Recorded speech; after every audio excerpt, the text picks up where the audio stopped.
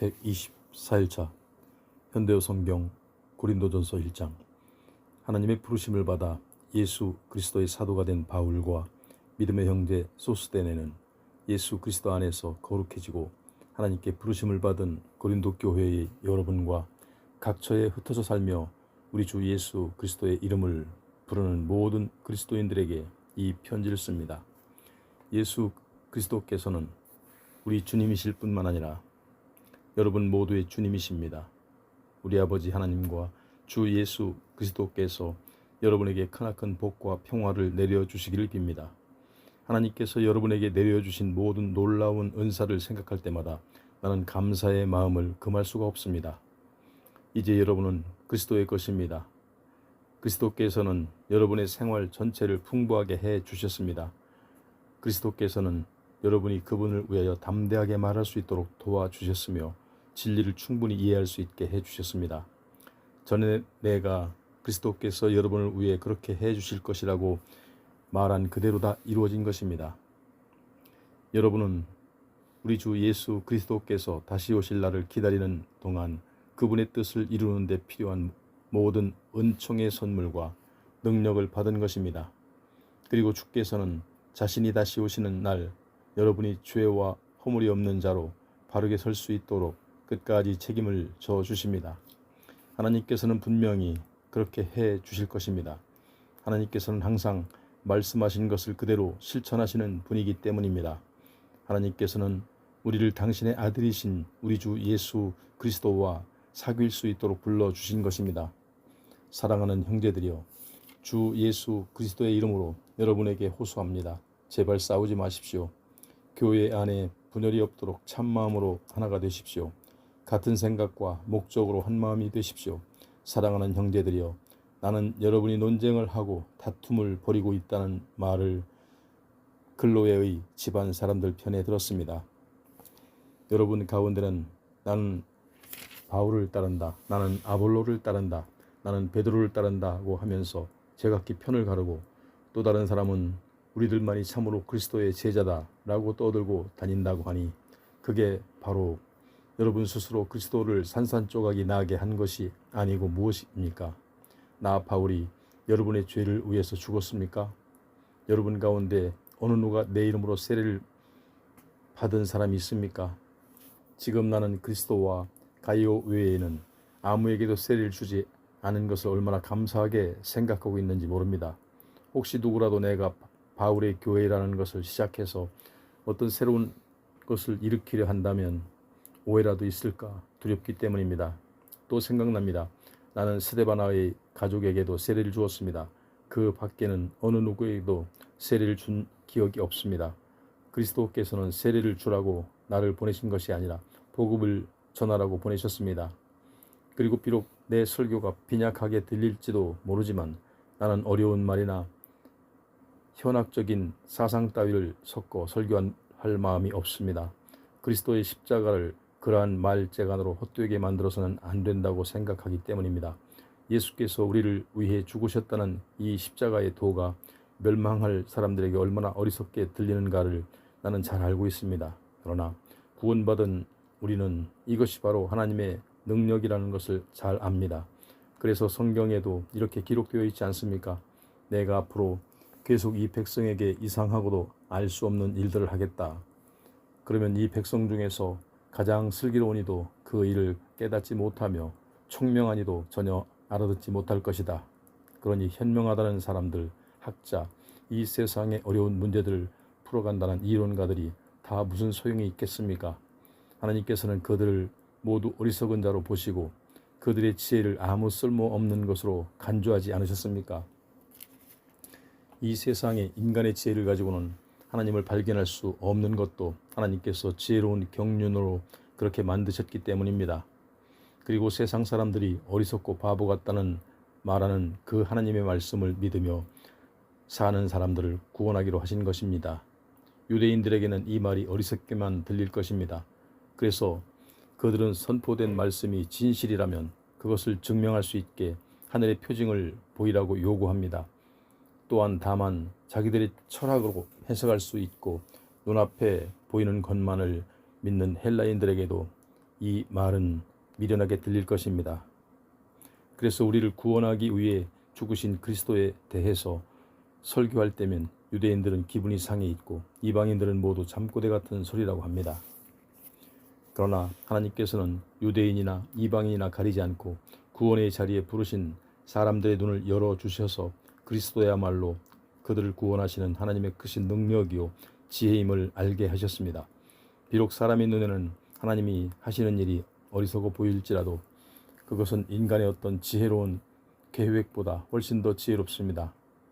그리스도께서 십자가 위에서 죽으심으로써 하나님이 매우 약한 것처럼 보이지만 그분은 어떤 인간보다도 훨씬 더 강하십니다. 사랑하는 형제들이여, 여러분 주위를 둘러보십시오. 그리스도의 부름을 받은 여러분 가운데 과연 유명한 사람이 있습니까? 권력을 잡은 사람이 있습니까? 부자가 있습니까? 하나님께서는 이 세상에서 어리석고 아무 쓸모 없어 보이는 여러분을 일부러 선택하셔서 이 세상에서 현명하고 훌륭한 자라고 자처하는 사람들을 부끄럽게 하셨습니다. 하나님께서는 이 세상에서 업신여김을 받는 하찮은 사람들을 불러 쓸모있게 하심으로써 이 세상에서 위대하다고 하는 자들을 아무것도 아닌 자로 만드셨습니다. 그러므로 어떤 사람이든 하나님 앞에서는 자랑할 것이 하나도 없습니다. 여러분이 예수 그리스도를 통하여 생명을 얻은 것은 오로지 하나님께서 은혜를 베풀어 주신 덕분입니다. 하나님께서는 당신의 구원 계획을 우리에게 알리시는 일을 그리스도께 맡기신 것입니다. 그래서 그리스도께서는 하나님께로부터 나오셔서 우리의 지혜가 되셨고 하나님께서 우리를 받아들이도록 하셨습니다. 그리고 또한 우리를 바르고 거룩하게 하고 또 우리를 자유롭게 살게 해 주시려고 친히 그 몸을 내주셨습니다. 그러므로 성경에도 누구든지 자랑하려거든 주님만을 자랑하라고 기록되어 있지 않습니까? 2장. 사랑하는 형제들이여, 내가 처음으로 여러분에게 갔을 때 나는 어려운 말이나 지식을 가지고 하나님의 말씀을 전하지는 않았습니다. 예수 그리스도와 십자가 위에서 맞은 그분의 죽음 외에는 말하지 않기로 결심하고 있었습니다. 여러분에게 갔을 때 나는 심약하고 떨리는 심정이었습니다. 그리고 웅변적이지도 못하고 인간적인 지혜를 사용하지도 않은 매우 단순한 설교를 하였습니다. 나는 오직 성령의 능력이 듣는 사람들에게 전해져서 그 설교가 하나님께서 직접 이루시는 말씀이라는 것을 알리고 싶었습니다. 나는 여러분의 믿음이 인간의 지혜가 아니라 하나님의 힘의 바탕을 두고 견고히 서기를 바랐던 것입니다. 그러나 우리는 믿음이 성숙한 그리스도인들에게는 뛰어난 지혜의 말을 합니다. 그렇다 해서 그것이 이 세상의 지혜나 또 이 세상에서 곧 망해버릴 집권자들의 지혜를 두고 하는 말은 아닙니다. 우리가 말하는 지혜는 하나님께서 일러주시는 지혜입니다. 우리를 하늘의 영광으로 이끌어주시는 하나님의 지혜입니다. 이 계획은 감추어져 있었지만 이미 천지가 창조되기 전부터 우리를 위해 마련된 것입니다. 이 세상의 집권자들은 이것을 알지 못하였습니다. 만일 그들이 알았더라면 영광의 주님을 십자가에 못 박지는 않았을 것입니다. 그것은 성경에 기록된 그대로입니다. 주님과 같으신 신이 있다는 것을 우리는 듣지도 못하였습니다. 구원해달라고 기다리는 모든 사람에게 그토록 엄청난 일을 행하시는 것을 눈으로 본 일도 없습니다. 그러나 우리는 이 일을 알고 있습니다. 하나님께서 성령을 통하여 우리에게 알려주셨기 때문입니다. 성령은 하나님의 깊은 비밀까지도 통찰하여 우리에게 알려주십니다. 사람이 무엇을 생각하고 있는가, 또 그 사람이 실제로 어떤 인간인가 하는 것은 그 사람 자신밖에는 알지 못합니다. 이처럼 하나님의 생각도 하나님의 영 외에는 아무도 알지 못하므로 하나님께서는 이 세상의 영이 아닌 하나님의 영을 우리에게 주셔서 하나님께서 값없이 우리에게 주신 놀라운 은혜의 선물을 알게 하셨습니다. 선물에 대해 말할 때 우리는 인간의 말을 사용하는 것이 아니라 성령께서 가르쳐 주신 말을 사용합니다. 성령의 일을 설명하는 데는 성령의 말이 필요한 것입니다. 그러나 그리스도인이 아닌 사람은 성령께서 가르쳐 주시는 하나님의 일을 이해할 수도 받아들일 수도 없습니다. 그에게는 그 말이 어리석기만 들릴 뿐 이해되지 않습니다. 마음으로 성령을 영접한 사람만이 성령께서 말씀하시는 의미를 이해할 수 있기 때문입니다. 성령을 영접한 사람은 모든 것을 꿰뚫어 압니다. 그러나 그분을 전혀 이해하지 못하는 이 세상 사람들은 당황하며 헛되이 했습니다. 주님의 생각도 모르고 주님과 의논할 일도 없는데 어떻게 이 세상 사람이 그것을 알 수 있겠습니까? 그러나 놀랍게도 우리 그리스도인은 그리스도의 생각을 알고 있는 것입니다. 3장.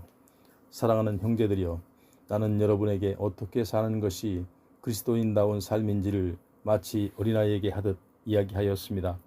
여러분이 주님을 따르지 않고 마음대로 행동하고 있으니 어떻게 성령 충만하여 올바르게 사는 그리스도인을 대하듯 말할 수 있겠습니까?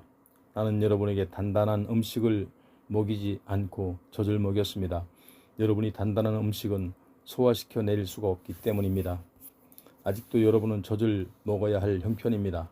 여러분은 젖먹이처럼 하나님의 뜻을 따르지 않고 자기 마음대로 행동하고 있습니다. 서로 시기하고 팔을 만들어 싸우고 있습니다. 이것이야말로 아직도 여러분이 덜 자란 아이처럼 제멋대로 행동하고 있다는 증거가 아니고 무엇이겠습니까? 여러분은 전혀 주님을 믿지 않는 사람들과 똑같은 행동을 하고 있습니다. 여러분 가운데 바울과 아볼로 중에 누가 더 위대하냐 하는 문제로 교회를 분열시키는 사람들이 있다니, 그것이 참 여러분이 주님 안에서 조금도 성장하지 못했다는 것이 아니고 무엇이겠습니까? 나는 누구이고 아볼로는 누구이기에 우리가 싸움의 원인이 된단 말입니까? 우리는 단지 하나님의 종에 불과합니다. 우리는 각기 다른 능력을 가지고 여러분이 하나님을 믿게 도왔을 뿐입니다. 그런데 왜 그렇게 야단들입니까? 내가 여러분의 마음에 씨를 뿌렸다면 아볼로는 거기에 물을 주는 일을 하였습니다. 그러나 여러분의 마음 속에서 그것을 키워주신 분은 하나님이지 우리가 아닙니다. 씨를 뿌리는 사람이나 물을 주는 사람은 그다지 중요하지 않습니다. 키워주시는 하나님만이 중요한 분입니다. 아볼로와 나는 같이 목적을 위해 한편이 되어 일하고 각기 수고한 만큼 상을 받을 뿐입니다. 우리는 다만 하나님의 동역자에 불과합니다. 여러분은 우리 밭이 아니라 하나님의 밭입니다. 여러분은 우리가 지은 집이 아니라 하나님께서 세우신 집입니다. 하나님의 은총으로 유능한 건축자가 된 나는 기초를 놓았고 아볼로는 그 위에 건물을 세웠습니다. 그러나 그 기초 위에 건축하는 데는 세심한 주의가 필요합니다. 우리는 이미 예수 그리스도라는 참 기초를 놓았으니 그 외에 다른 어떤 기초도 놓을 수가 없습니다. 그러나 그 기초 위에는 여러 가지 다양한 재료를 가지고 건축할 수 있습니다. 어떤 사람은 금은 보석을 사용할 것이고 또 어떤 사람은 나무나 풀 또는 짚을 사용할 것입니다. 그리스도의 심판날이 오면 모든 사람들이 세운 건축물의 불의 시험을 받아 건축자가 각각 어떤 재료로 사용하였으며 그 건물이 존속될 것인가, 참으로 완벽한 건물인가 하는 것이 모두 사람의 눈앞에 드러날 것입니다. 그리하여 그 기초 위에 적절한 재료로 건물을 지음으로써 그가 지은 건물이 불에 견디어내면 그 사람은 상을 받을 것입니다. 그러나 그가 세운 건물이 불타버린 사람은 큰 손실을 입게 될 것입니다. 그리고 그 사람 자신은 화염 속을 빠져나와 겨우 목숨만은 구하듯 그렇게 구원받을 것입니다. 여러분은 누구나 다 하나님의 성전이며 하나님의 영이 하나님의 성전인 바로 여러분 속에 계신다는 것을 깨닫지 못합니까? 만일 누구든지 하나님의 성전을 더럽히거나 허물어버리면 하나님께서는 그 사람을 멸망시키실 것입니다. 하나님의 성전은 거룩하고 정결합니다. 여러분이 곧 하나님의 성전입니다. 자신을 속이지 마십시오. 만일 여러분이 이 세상 표준으로 판단해서 여러분 자신을 스스로 매우 슬기롭다고 생각한다면 그 모든 생각을 내던져버리고 차라리 바보가 되십시오. 그래야 정말 슬기로운 사람이 됩니다. 이 세상 지혜는 하나님께서 보실 때 어리석은 것입니다. 성경에 하나님께서는 슬기롭다 자처하는 자들 궁리하는 것 순식간에 끝장내 버리시지라고 기록되어 있듯이 인간은 자기 지혜에 걸려서 넘어지는 것입니다. 또 여호와께서는 저들이 무슨 생각을 하는지 그것이 얼마나 허망한 것인지 모두 잘 알고 계신다라는 말씀도 성경에 기록되어 있습니다. 그러므로 이 세상의 지혜를 자랑하지 마십시오. 여러분에게 필요한 것을 하나님께서는 미리 다 주셨기 때문입니다. 바울도 아볼로도 베드로도 여러분을 도우라고 하나님께서 보낸 사람들입니다. 생명이나 죽음까지도 여러분을 위한 것입니다. 하나님께서는 온 세상을 여러분이 사용하도록 주셨습니다. 현재의 것도 미래의 것도 모두 여러분에게 주셨습니다. 모든 것은 여러분의 것입니다. 그리고 여러분은 그리스도의 것이며 그리스도는 하나님의 것입니다. 4장. 여러분은 아볼로와 내가 하나님의 감추인 비밀을 맡은 그리스도의 일꾼임을 알아야 합니다. 일꾼에게 가장 중요한 것은 주인이 시키는 대로 따르는 것입니다. 그런데 나는 어땠습니까? 충실한 일꾼답게 일해왔다고 여러분은 보십니까? 그러나 여러분이 어떻게 생각하든 또 누가 어떻게 생각하든 나는 그런 것에 개의치 않습니다. 나 자신의 판단도 믿지 않습니다. 내 양심에 조금도 거리끼는 일이 없다고 해서 내가 죄 없는 사람이라고 내세울 생각도 없습니다. 나를 판단하시는 분은 주님이시기 때문입니다. 그러므로 주께서 오시기 전에 어떤 사람이 좋은 일꾼이냐 하는 것을 성급하게 결론짓지 않도록 조심하십시오. 주께서 오시면 모든 것을 밝히 드러내실 것입니다. 그러면 우리 마음 깊은 곳까지 있는 그대로 속속들이 드러나 비로소 모든 사람이 왜 우리가 주님의 일을 해왔는가를 알게 될 것입니다. 그리고 하나님께서는 우리에게 각자 한 일에 따라 칭찬하실 것입니다. 내가 지금까지 아볼로와 나를 예로 들어 설명한 것은 여러분에게 어느 한쪽에 너무 치우치지 말 것을 당부하기 위해서입니다. 하나님께서 세우신 교사들 가운데 어느 특정한 사람만을 지켜 세우는 일을 해서는 안 됩니다. 다만 기록되어 있는 말씀만 잘 지키십시오. 여러분이 무엇을 가지고 그렇게 자만합니까? 여러분이 가진 것 가운데 하나라도 하나님께 받지 않은 것이 있습니까? 여러분이 가진 것이 모두 하나님께 받은 것이라면 어떻게 그렇게 혼자 잘난 듯이 행동합니까? 그리고 마치 스스로의 힘으로 무엇이나 달성한 것처럼 행세를 합니까? 여러분은 이미 자기에게 필요한 유식을 다 가지고 있다고 생각하는 것 같습니다. 여러분은 배가 불렀습니다. 벌써 부자가 되었습니다.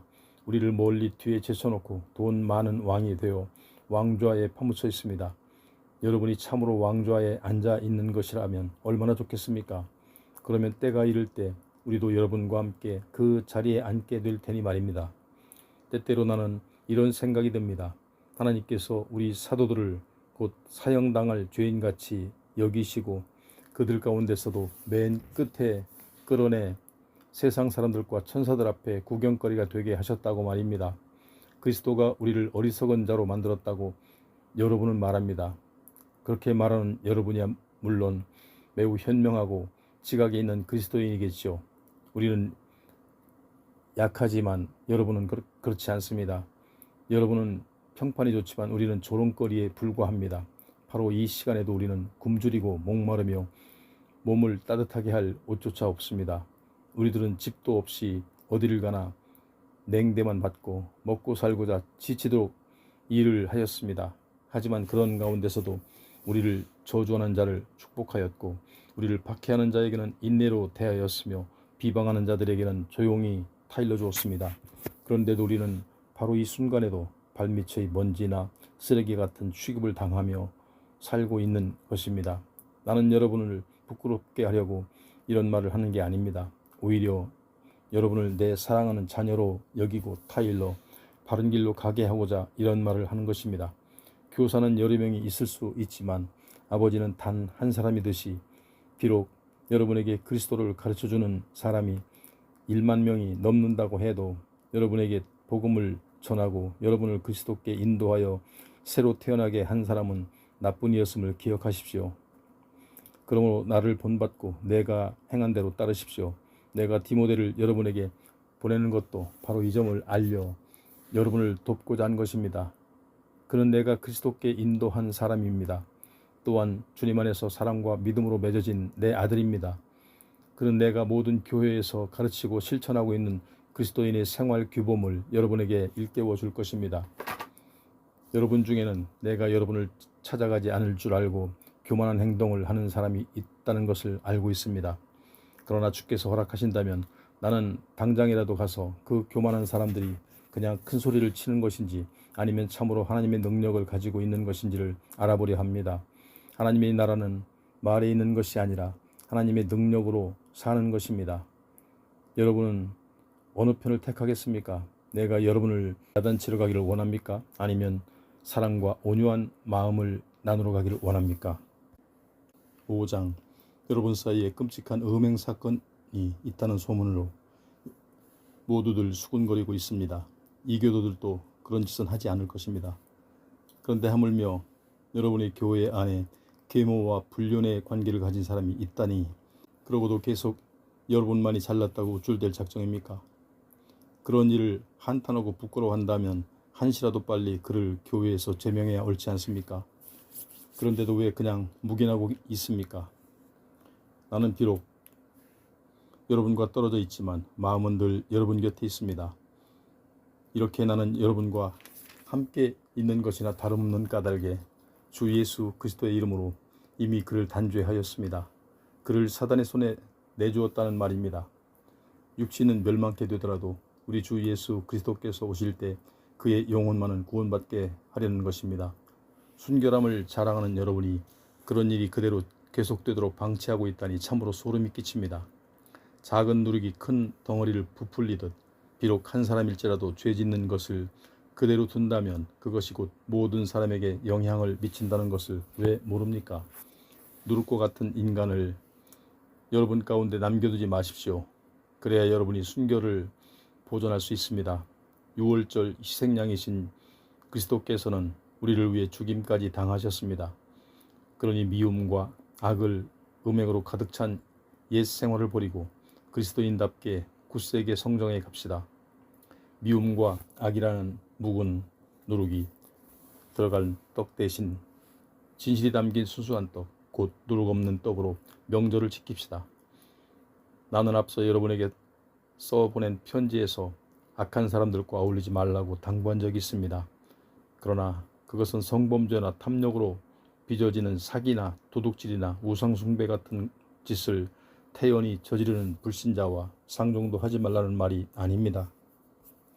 그렇게 하자면 여러분이 이 세상 안에서 살아나갈 수 없을 것이기 때문입니다. 내 말은 스스로 믿음의 형제라고 내세우면서 성적인 범죄에 빠져 있는 자나 탐욕을 일삼는 자나 사기꾼이나 우상숭배자나 술주정꾼이나 모독적인 말을 입에 담는 자들과 상종하지 말라는 뜻입니다. 그런 자와 함께 음식도 먹지 마십시오. 교회 밖에 있는 사람들을 심판하는 것은 우리가 할 일이 아닙니다. 그러나 교회 안에 있는 사람들 가운데 이런 죄를 짓는 사람이 있다면 당연히 엄하게 심판해야 합니다. 교회 밖에 있는 사람들을 심판하는 것은 하나님께 맡겨두십시오. 그러나 교회 안에서 이런 못된 짓을 저지르는 자가 있거든 처벌하여 교회 밖으로 쫓아내십시오. 6장 여러분 사이에 싸움이 생겼을 경우 왜 그런 일의 옳고 그름을 그리스도인끼리 모여 해결하려 하지 않고 이 세상의 법정에 가서 판결을 받으려고 합니까? 여러분은 우리 그리스도인이 이 세상을 심판하고 다스릴 날이 우리라는 것을 모르십니까? 온 세상을 심판할 여러분이 그렇게 사소한 문제조차 해결할 능력이 없다는 말입니까? 우리 그리스도인이 하늘에 있는 천사들까지도 심판하고 상을 주게 되리라는 것을 모르십니까? 그러니 여러분이 이 땅 위에서 일어나는 문제를 판단하는 것쯤은 쉬운 일이 아닙니까? 그런데 왜 그리스도인이 아닌 재판관을 찾아간단 말입니까? 여러분은 수치를 느껴야 합니다. 도대체 교회 안에는 이런 논쟁을 해결할 만한 지혜 있는 사람이 한 사람도 없습니까? 그래서 그리스도인이 같은 그리스도인 형제를 고소하고 또 그 문제를 믿지 않는 사람 앞에서까지 들고 가는 것입니까? 도대체 이렇게 서로 고소하는 것 자체가 그리스도인인 여러분에게는 이미 패배인 줄을 왜 모릅니까? 억울한 일을 당하거든 그대로 달게 받아들이십시오. 차라리 남에게 속는 편이 주께 영광을 돌리는 일이 될 것입니다. 그런데 이제는 여러분 스스로 나쁜 짓을 일삼고 다른 사람을 속여 빼앗습니다. 심지어 교우들에게까지 그렇게 하고 있습니다. 이런 짓을 하는 자들은 하나님 나라를 차지하지 못한다는 것을 여러분은 모르십니까? 스스로 어리석은 자가 되지 마십시오. 부도덕한 생활을 하는 자가 우상숭배자나 간음하는 자나 여자를 탐하거나 동성끼리 성관계를 하는 자는 하나님 나라를 차지할 수 없습니다. 도둑이나 탐욕을 부리는 자나 술주정꾼이나 남을 비방하는 자나 강도도 마찬가지입니다. 여러분 중에도 그런 과거를 가진 사람이 있습니다. 그러나 지금은 주 예수 그리스도와 하나님의 성령으로 죄가 씻겨지고 거룩해져 하나님께서 의롭다고 인정하는 사람이 되었습니다. 우리에게는 그리스도께서 금하신 것 외에 원하는 것은 무엇이나 할 수 있는 자유가 있습니다. 그러나 그 중에는 유익하지 않은 것이 종종 있으므로 비록 허락된 일일지라도 쉽게 빠져나올 수 없도록 우리를 유혹하는 일이라면 거절할 것입니다. 먹는 문제를 예로 들어봅시다. 하나님께서는 음식을 먹도록 식욕을 주시고 그것을 소화하도록 위장을 주셨습니다. 그렇다고 해서 필요 이상으로 먹어도 된다는 말은 아닙니다. 다만 먹는 것을 중요한 일인 것처럼 생각해서는 안 된다는 것입니다. 언젠가는 하나님께서 위장도 음식도 다 없애버리실 날이 올 것이기 때문입니다. 성적인 범죄는 절대로 용납할 수 없습니다. 우리 몸은 음행하라고 만들어진 것이 아니라 주님을 섬기라고 만들어진 것입니다. 그리고 주께서는 우리 몸을 보살펴 주십니다. 하나님께서는 주 예수 그리스도를 다시 살리신 것과 같은 능력으로 우리의 몸도 죽은 자 가운데서 다시 살리려고 하십니다. 여러분의 몸은 그리스도의 지체이며 그리스도의 몸의 일부가 된다는 것을 알지 못합니까? 그런데 그리스도의 지체를 매춘부와 한 몸이 되게 해서야 되겠습니까? 절대로 그럴 수 없습니다. 만일 누가 매춘부와 한 몸이 된다면 매춘부는 그 사람의 일부가 되고 그 사람은 매춘부의 일부가 되어 버린다는 것을 왜 모른다는 말입니까? 하나님께서는 성경에서 이미 두 사람이 한 몸이 될 것이다 라고 말씀하셨습니다. 그러니 만일 여러분이 자기 자신을 주께 바친다면 여러분은 그리스도와 한 몸이 되는 것입니다. 성적인 범죄를 멀리하라고 하는 이유가 바로 여기 있습니다. 이것보다 더 몸에 영향을 미치는 죄는 달리 없습니다. 여러분이 이 죄를 지을 때는 여러분 자신이 몸에 죄를 짓는 것입니다. 여러분의 몸은 하나님께서 여러분에게 주신 성령의 집이며 성령께서 여러분 안에 살고 계신다는 것을 아직 모르십니까? 여러분의 몸은 여러분의 것이 아닙니다. 왜냐하면 하나님께서 비싼 대가를 치르고 여러분을 사셨기 때문입니다. 그러므로 여러분의 몸을 하나님께 영광을 돌리는 데 사용하십시오. 여러분의 몸의 주인은 하나님이십니다. 7장. 이제 여러분이 지난번 편지에 적어보낸 질문들에 대해서 대답하겠습니다. 만일 여러분이 결혼하지 않았다면 그것은 잘한 일입니다. 그러나 보통의 경우는 결혼하는 편이 더 좋습니다. 남자는 아내를 맞이하십시오. 여자도 남편을 맞이하십시오. 그렇지 않으면 음행의 죄에 빠질 위험이 있기 때문입니다. 남편은 아내에게 남편으로서의 의무를 다해야 합니다. 아내도 마찬가지로 남편에게 아내로서의 의무를 다해야 합니다. 아내나 남편은 이미 자기 몸을 자기 마음대로 할 권리가 없습니다. 아내의 몸에 대한 권리는 남편에게 있고 남편의 몸에 대한 권리는 아내에게 있기 때문입니다. 그러므로 서로 몸을 거절해서는 안 됩니다. 다만 자신을 바쳐서 진심으로 기도하기 위해 두 사람이 합의해서 일정한 기간 동안 부부관계를 갖지 않는 것은 상관없습니다. 그러나 자제력이 약하여 사단의 유혹을 받을지도 모르니 그 기간이 지나면 두 사람은 다시 결합할 것을 충고합니다. 나는 여러분이 반드시 결혼해야 한다고 말하고 있는 것은 아닙니다. 만일 결혼하고 싶거든 해도 좋다는 것입니다. 나는 누구나 나처럼 결혼하지 않고 지내기를 원합니다. 그러나 우리는 다 똑같지는 않습니다. 하나님께서 주신 은사는 사람마다 달라 결혼하며 사는 사람도 있고 또 결혼하지 않고 행복하게 사는 사람도 있습니다. 그러므로 나는 결혼하지 않은 사람과 과부들에게 충고합니다. 만일 여러분이 나처럼 그대로 지낼 수 있거든 결혼하지 말고 그대로 지내십시오. 그러나 만일 자신을 자제할 수 없거든 서슴지 말고 결혼하십시오. 정욕이 불같이 타는 것보다는 결혼하는 것이 낫습니다. 이제 결혼한 사람들에게 말합니다. 이것은 충고가 아니라 명령입니다. 이 명령은 내가 하는 것이 아니라 주께서 친히 하시는 것입니다. 아내는 남편과 헤어져서는 안 됩니다. 그러나 만일 남편과 헤어졌다면 그대로 혼자 지내든지 아니면 남편에게 돌아가십시오. 그리고 남편도 아내를 버려서는 안 됩니다. 여기서 나는 주께서 직접 명령하신 것은 아니지만 내가 스스로 옳다고 생각한 것을 몇 가지 덧붙여 말하겠습니다. 만일 어떤 그리스도인이 아닌 아내와 살고 있을 때 그 아내가 남편과 함께 살기를 원하는 한 그 아내를 쫓아보내거나 이혼해서는 안 됩니다. 또 어떤 그리스도인인 부인이 그리스도인이 아닌 남편과 살고 있을 때 남편이 함께 살기를 원하는 한 헤어져서는 안 됩니다. 그리스도인이 아닌 남편이 그리스도인 아내의 도움으로 그리스도인이 될지도 모르며 또 그리스도인이 아닌 아내가 그리스도인인 남편의 도움으로 그리스도인이 될 수도 있기 때문입니다. 그렇지 않고 만일 가족이 뿔뿔이 헤어진다면 그 자녀들마저 주님을 알 수 있는 기회를 잃고 맙니다. 가족이 한 마음으로 뭉쳐 있다면 하나님의 계획 안에서 자녀들도 구원을 얻게 될 것입니다. 그러나 만일 그리스도인이 아닌 남편이나 아내가 헤어지기를 원한다면 헤어지도록 하십시오. 이런 경우에 그리스도인인 남편이나 아내는 상대방을 억지로 붙들어 앉힐 필요가 없습니다. 하나님께서는 당신의 자녀들이 평화롭게 조화를 이루며 살아가길 원하십니다. 결국 그 아내가 그대로 같이 지낸다고 해서 남편이 그리스도인이 된다는 보장이 없고, 마찬가지로 그 남편이 그대로 같이 지낸다고 해서 아내가 그리스도인이 된다는 보장은 없기 때문입니다. 어떤 일을 결정하는 데는 결혼을 하든 하지 않든 하나님의 인도와 도우심을 따르십시오. 그래서 어떤 상황에 부딪히더라도 그것을 받아들이며 하나님의 뜻에 합당하게 살아간다는 확신을 가지십시오. 이것이 내가 모든 교회를 위해 세운 원칙입니다. 예를 들면 그리스도인이 되기 전에 이미 유대인의 할례를 받은 사람은 그 일로 염려할 필요가 없습니다. 또 할례를 받지 않은 사람은 이제 와서 할례를 받을 필요가 없습니다. 그리스도인에게서 있어서 할례를 받았느냐 받지 않았느냐 하는 것은 문제가 되지 않습니다. 문제는 하나님을 기쁘시게 하며 하나님의 계명을 잘 지키느냐 그렇지 못하느냐 하는 데 있습니다. 이것이야말로 중요한 점입니다. 여러분은 각자 하나님께 부르심을 받았을 때의 처지대로 살아가십시오. 당신이 노예로 있을 때 부름을 받았습니까? 그것 때문에 염려가 됩니까? 그러나 만일 자유인이 될 기회가 있거든 주저하지 말고 자유인이 되십시오. 만일 당신이 노예의 신분일 때 주님의 부름을 받았다면 그리스도께서 무서운 죄의 세력에서 당신을 해방시켜 자유롭게 하셨다는 것을 기억하십시오.